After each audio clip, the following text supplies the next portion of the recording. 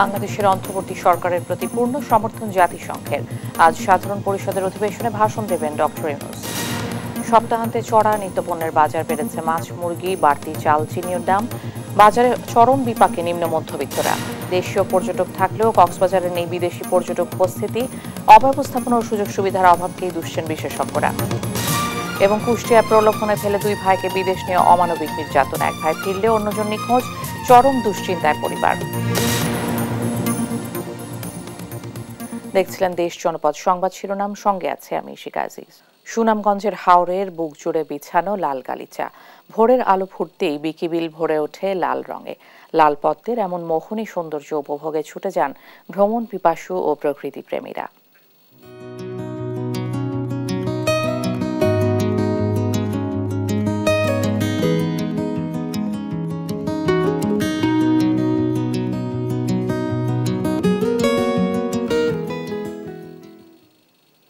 এ নিয়ে একটি প্রতিবেদন থাকছে সংবাদের পরবর্তী অংশে। দেশের অন্তর্বর্তী সরকার প্রধান হিসেবে আজ প্রথম জাতিসংঘের সাধারণ পরিষদে ভাষণ দেবেন শান্তিতে নোবেল জয়ী একমাত্র বাংলাদেশি ডক্টর ইউনূস। তাঁর ভাষণে তুলে ধরা হবে গণ অভ্যুত্থানের বীরত্বগাথা গল্প। এছাড়া দেশের সার্বিক পরিস্থিতি সহ তার সরকারের আগামী কর্মসূচি নিয়েও বক্তব্য দেবেন প্রফেসর ইউনূস। বিস্তারিত জান্নাতুল মোহনার প্রতিবেদনে।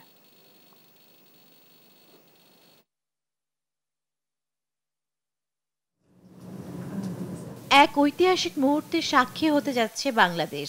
বুকের তাজা রক্ত দিয়ে তৈরি নতুন বাংলাদেশের নেতা হিসেবে আজ জাতিসংঘে ভাষণ দেবেন doctor Mohammad Yunus. New York সময় সকাল 10:30 থেকে বেলা 11:30টার মধ্যে তার ভাষণ দেবার কথা রয়েছে। সেই হিসেবে বাংলাদেশের জনগণ তার বক্তব্য শুনতে পারবেন রাত 8:30 থেকে 9:30টার মধ্যে। এবারে ৭৯তম সাধারণ অধিবেশনে প্রফেসর ইউনূসকে ঘিরে ব্যাপক উৎসাহ কাজ করছে বিশ্ব নেতাদের মাঝে। জানা গেছে তার ভাষণে গুরুত্ব পাবে ছাত্র জনতার জুলাই বিপ্লব, শহীদদের বীরত্বগাথা গল্পগুলো শুনবেন বিশ্ববাসী। এছাড়া দেশের অর্থনীতি সহ অন্যান্য বিষয় নিয়ে আলোচনা করবেন ডক্টর ইউনূস। একই সঙ্গে তুলে ধরা হবে সরকারের আগামী কর্মসূচি ও বিশ্ব পরিস্থিতি। গেল সোমবার রাত থেকে নিউ ইয়র্ক পৌঁছার পর থেকে ভীষণ ব্যস্ত সময় পার করছেন সরকার প্রধান। খোদ বাইডেন প্রশাসন ছাড়াও ভারত সহ বিভিন্ন দেশ আর আন্তর্জাতিক ব্যক্তিত্বের পূর্ণ সহযোগিতার আশ্বাস পেয়েছেন প্রফেসর ইউনূস। সফরের শেষ দিন শুক্রবারে ডক্টর ইউনূসের অন্যান্য কর্মসূচির মধ্যে রয়েছে মালদ্বীপের প্রেসিডেন্ট মোহাম্মদ মাইজুর সাথে সাক্ষাৎ, ভয়েস অব আমেরিকার বাংলা বিভাগের সাক্ষাৎকার, জাতিসংঘের আন্ডার সেক্রেটারি জেনারেল রাবাব ফাতিমার সাথে সৌজন্য সাক্ষাৎ এবং বাংলাদেশে বিনিয়োগকারীদের সাথে বৈঠক। আজ রাতেই দেশের উদ্দেশ্যে রওনা করবেন ডক্টর মোহাম্মদ ইউনূস। জান্নাতুল মোহনা, দেশ টিভি, ঢাকা। ডক্টর মোহাম্মদ ইউনূসের নেতৃত্বে থাকা অন্তর্বর্তী সরকারকে পূর্ণ সমর্থন জানিয়েছে জাতিসংঘ মহাসচিব অ্যান্তনিও গুতেরেস। বাংলাদেশে আশ্রয় নেওয়া 10 লাখেরও বেশি রোহিঙ্গার দুর্দশার অবসান ঘটাতে আন্তর্জাতিক সম্প্রদায়ের বড় দায়িত্ব রয়েছে বলে মনে করেন জাতিসংঘের শরণার্থী সংস্থার হাইকমিশনার ফিলিপো গ্রান্ডি। বিস্তারিত জান্নাতুল মোহনার প্রতিবেদনে। বৃহস্পতিবার নিউ ইয়র্কে জাতিসংঘ সদর দপ্তরে বাংলাদেশের অন্তর্বর্তী সরকারের প্রধান উপদেষ্টা ডক্টর মোহাম্মদ ইউনূসের সঙ্গে বৈঠক করেন জাতিসংঘ মহাসচিব অ্যান্তনিও গুতেরেস, জাতিসংঘের শরণার্থী সংস্থা UNHCR এর হাইকমিশনার ফিলিপ্পো গ্র্যান্ডি এবং আন্তর্জাতিক শ্রম সংস্থার মহাপরিচালক গিলবার্ট হংবো। বৈঠকে মহাসচিব বলেন, জাতিসংঘ বাংলাদেশের সংস্কারে সহায়তা করতে প্রস্তুত। বাংলাদেশের শান্তি রক্ষীদের প্রশংসা করে জাতিসংঘের মহাসচিব বলেন, তারা আমাদের জন্য অত্যন্ত গুরুত্বপূর্ণ।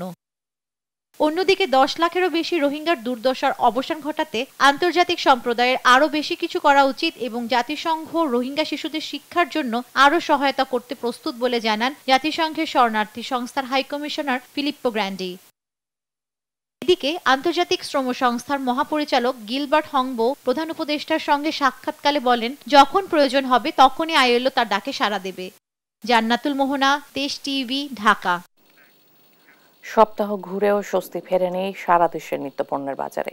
চড়া ইলিশ সহ শাকসবজি ও মাছ মাংসের দাম। বাড়তি দামে ক্ষুব্ধ ক্রেতারা, যদিও বিক্রেতারা দুষছেন সরবরাহ সংকটকে। সহকর্মীদের তথ্য ও ছবিতে আপন রিপোর্ট। সপ্তাহ ঘুরেও চড়া নিত্যপণ্যের বাজার। দাম বেড়েছে ইলিশ সহ মাছ, মাংস ও শাকসবজির। চাঁদপুরের মাছঘাটে ইলিশ কিনতে এসে বাড়তি দামে ক্ষুব্ধ ক্রেতারা। এই ঘাটে 1 কেজি ওজনের ইলিশ বিক্রি হচ্ছে 1800 থেকে 1900 টাকায়, 700 থেকে 900 গ্রামের ইলিশ কেজি প্রতি 1600 থেকে 1700 টাকা এবং 600 গ্রামের ইলিশ বিক্রি হচ্ছে 1200 থেকে 1300 টাকা। এর পেছনে সরবরাহ সংকটের অজুহাত দিচ্ছেন বিক্রেতারা। তো এখানে ইলিশের বাড়ি আসছিলাম মাছ নেওয়ার জন্য, তো এখানে অনেক মাছের দাম বেশি, ঢাকার থেকে এখানে দাম বেশি। আজকের বাজারে মনে করেন 2000 এর কাছাকাছি পিছা গেছে, আর মনে করেন ভারতীয় মাছ টানতেছে মোটামুটি, এই জন্য বাজারটা অত্যন্ত হাই হয়ে রয়েছে। ভোলার বাজারে বাড়তি কাঁচামরিচ, টমেটো ও গাজরের দাম। শুক্রবার ছুটির দিনে কাঁচামরিচ কেজি প্রতি 200 টাকা, গাজর 180 টাকা এবং টমেটো বিক্রি হচ্ছে 170 টাকায়। তবে 2 থেকে 5 টাকা কমেছে আলু, পেঁয়াজ, রসুন ও আদার দাম। এখানেও চড়া ইলিশের দাম। বাজারে করার ক্ষমতার বাইরে, সাধ্যের ভিতরে নাই, সবকিছুর দামই বাড়তি, অনেক অতিরিক্ত দাম দিয়ে কিনতে হয়। বর্তমানে যে হারে দ্রব্য জিনিস দাম বাড়তি, আর একটু কম হইলে সাধারণ মানুষের জন্য ভালো হয়, কেনাকাটার জন্য সুবিধা হয়। আসলে আমাদের আর্থিক যে অবস্থা, তাতে বাজার দাম যদি দিন দিন বাড়তে থাকে, তাহলে আমাদের জীবনযাত্রার মান তো আরে বাড়তে আছে না, আমাদের খুব কষ্ট হচ্ছে। বগুড়ার বাজারে বাড়তি চালের দামও। কাটারি চাল বিক্রি হচ্ছে 66 থেকে 68 টাকায়, নওগাঁর নাজিরশাইল কেজি প্রতি 76 টাকা, আটাশ চালের দাম ঠেকেছে 58 টাকায়, আর মোটা 29 চাল বিক্রি হচ্ছে 56 টাকা কেজি। আমরা যারা সাধারণ জনগণ বা যারা খেটে খাওয়া মানুষ, তাদের জন্য শাক সবজি এগুলি খাবার দাবার সংসার চালানো অনেক কঠিন হয়ে যাচ্ছে। ঝাঁঝ কমেনি বগুড়ার কাঁচা বাজারেও। কাঁচামরিচ বিক্রি হচ্ছে 240 টাকা, এছাড়া বেগুন 80 টাকা, পেঁয়াজ 110 টাকা, করলা 60 টাকা আর পটল বিক্রি হচ্ছে 30 টাকা কেজিতে। অপরিবর্তিত রয়েছে আলুর দাম।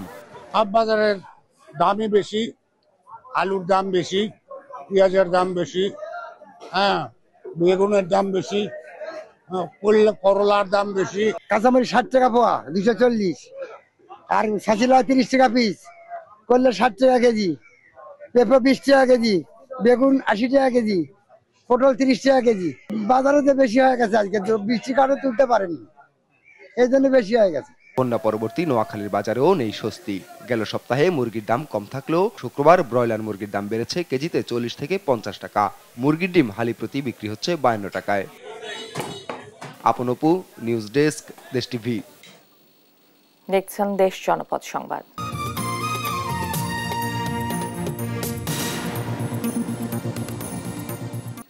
দেশীয় পর্যটকে ভরপুর থাকলেও কক্সবাজারে নেই বিদেশি পর্যটকের তেমন উপস্থিতি, নেই বিদেশি পর্যটকদের জন্য আলাদা কোনো সুযোগ সুবিধাও।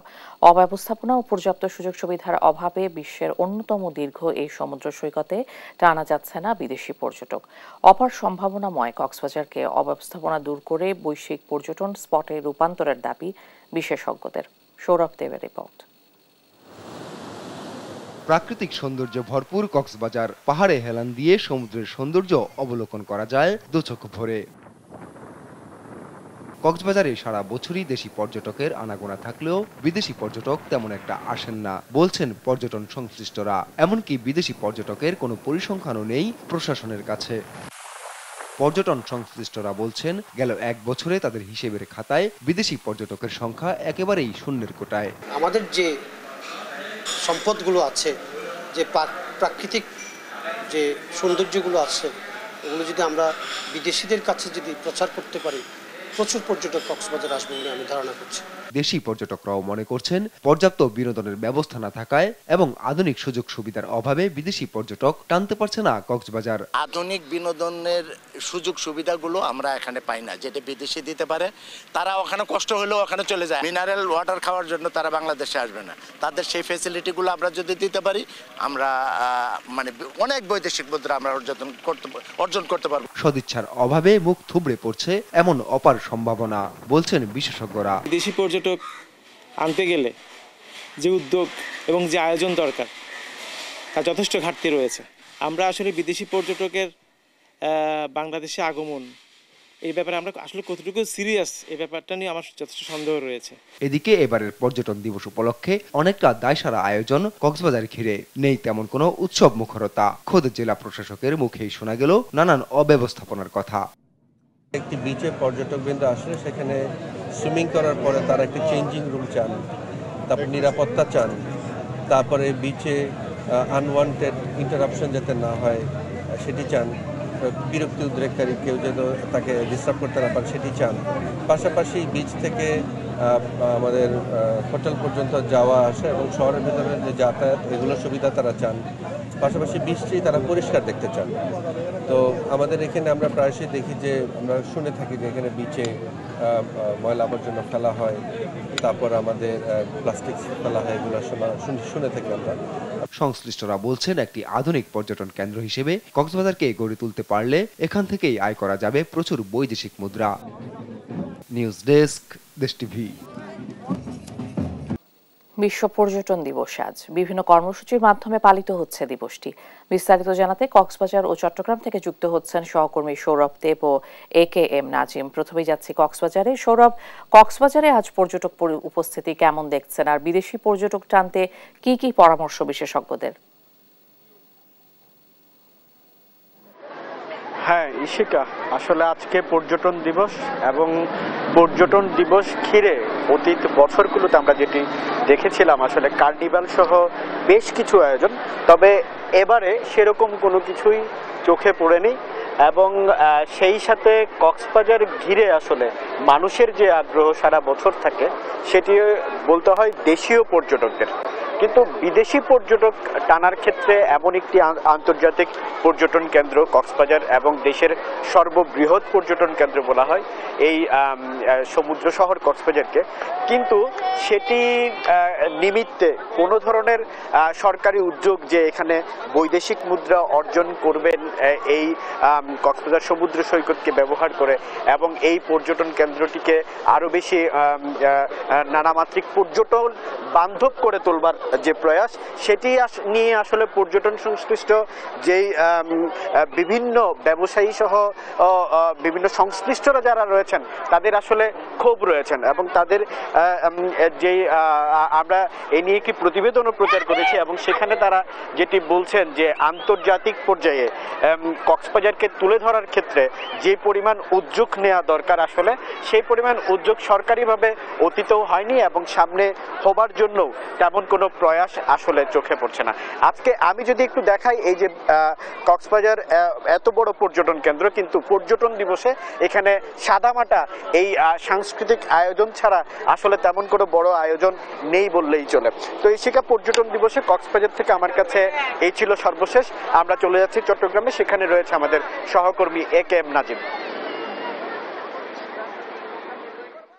যে সৌরভ, আমার যে সহকর্মী যেটি বলছেন আজকে যে পর্যটন দিবস, সেই দিবসগুলোতে চট্টগ্রামে সরকারি যতগুলো প্রতিষ্ঠান রয়েছে তাদের কাছ থেকে আমরা কোনো ধরনের তেমন কোনো উদ্যোগ বা র্যালি বা আলোচনা সভা কিছুই আমাদের চোখে পড়েনি। তবে চট্টগ্রামে যতগুলো বিনোদন স্পট রয়েছে সবগুলো স্থানে কিন্তু যেহেতু ছুটির দিন, সেই ছুটির দিন উপলক্ষে সাধারণ মানুষের মাঝে উৎসাহ উদ্দীপনা কাজ করছে, কারণ এখানে যারা পর্যটকরা এসেছেন তারা অনেকে জানেন না যে আজ পর্যটন দিবস, কিন্তু সরকারিভাবে বা প্রশাসনের পক্ষ থেকে বা যারা দায়িত্বশীল সংস্থাগুলো রয়েছে যারা পর্যটন নিয়ে কাজ করে তারাও তেমন কোনো প্রচারণা চালাননি। কিন্তু চট্টগ্রামে যতগুলো স্থান রয়েছে সবগুলো স্থানে কিন্তু পর্যটকের বা টুরিস্টদের যারা দেশের বাইরে থেকে আসে তাদের জন্য ভালো একটি জায়গা রয়েছে, কিন্তু উদ্যোগের অভাবে বা প্রচারণার অভাবে সেগুলো দিন দিন হারিয়ে যাচ্ছে। কারণ আমরা যেটি দেখেছি চট্টগ্রাম নগরের আশপাশে যতগুলো উপজেলা রয়েছে, পাশাপাশি চট্টগ্রাম বিভাগের যতগুলো জায়গা রয়েছে সবগুলো জায়গা থেকে চট্টগ্রামের এই পতেঙ্গা বিচে যারা পর্যটকরা রয়েছেন, যারা ভ্রমণ পিপাসু মানুষ রয়েছেন তারা এখানে ঘুরতে আসেন। কক্সবাজারের আদলে কিন্তু এখানে যে সি বিচ রয়েছে সেই সি বিচে কিন্তু দিন রাত সাধারণ মানুষের সরগরম থাকে। আর যেহেতু ছুটির দিন আজ আরো বেশি, কিন্তু এই পর্যটনের নিরাপত্তা স্বার্থে বা এইসব বিচ এলাকাগুলো পরিষ্কার পরিচ্ছন্ন রাখা, এগুলো কোনোভাবে প্রশাসনের পক্ষ থেকে আমরা কোনো ধরনের উদ্যোগ আমরা দেখিনি। বরঞ্চ আমরা যেটি দেখেছি সেটা হচ্ছে যে এইসব টুরিস্ট স্পটগুলো বা পর্যটন স্থানগুলোকে বিভিন্ন ভাবে অবৈধ দখলদাররা কিন্তু দখল করেই তারা তাদের বাণিজ্য চালিয়ে যাচ্ছেন। কিন্তু যারা সচেতন মহল রয়েছেন, যারা ধন্যবাদ আপনাকে। পর্যটন দিবস নিয়ে বিস্তারিত জানছিলাম কক্সবাজার এবং চট্টগ্রামের সহকর্মীদের কাছে। দেখছেন দেশ জনপদ সংবাদ।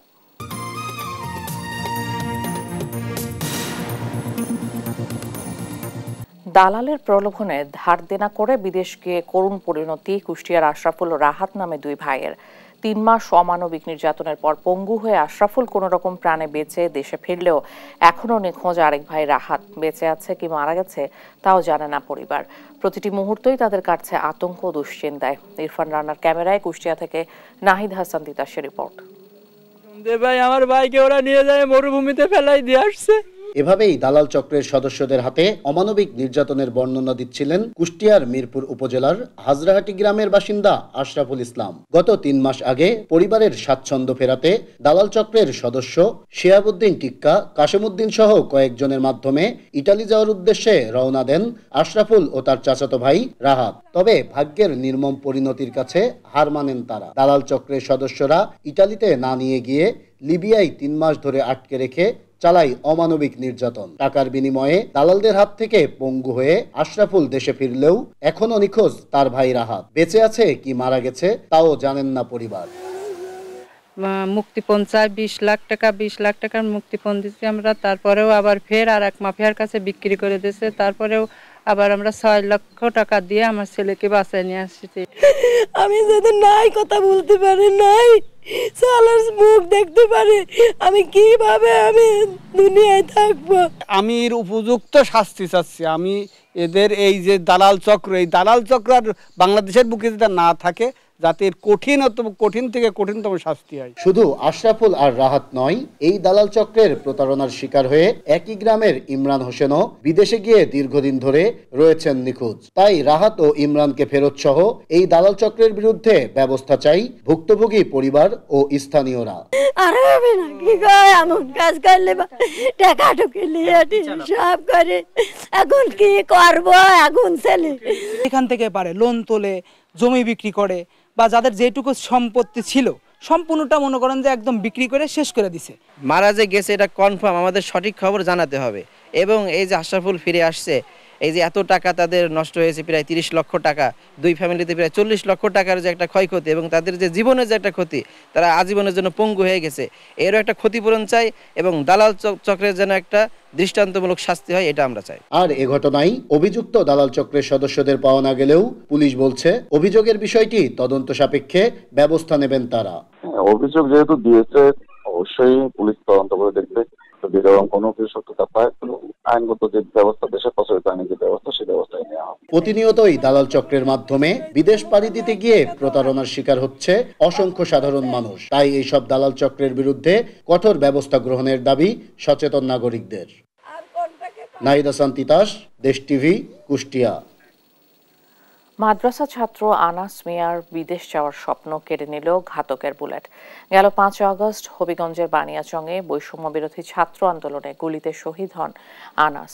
আদরের ছেলেকে হারিয়ে শোকে স্তব্ধ মা। মৃদুভাষী সদাহাস্যোজ্জ্বল আনাসের মৃত্যু মানতে পারছেন না তার ভাই বোনরাও। সহকর্মী আমির হামজার রিপোর্ট, জানাচ্ছেন আপন অপু। পড়ে আছে সাজানো বিছানা, পাঞ্জাবি, টি শার্ট সবই, শুধু নেই ঘর আলো করে রাখা আনাস। হবিগঞ্জের বানিয়াচংয়ের খন্দকার মহল্লার মাদ্রাসা পড়ুয়া ছাত্র আনাস 5 ভাই ও 2 বোনের মধ্যে সবার ছোট, ছিল সবার আদরে, মুখে লেগে থাকতো হাসি। সেই হাসি কেড়ে নিল ঘাতক বুলেট। গেল 5 আগস্ট বানিয়াচংয়ে বৈষম্য বিরোধী ছাত্র আন্দোলনে যোগ দিয়ে গুলিতে শহীদ হয় আনাস।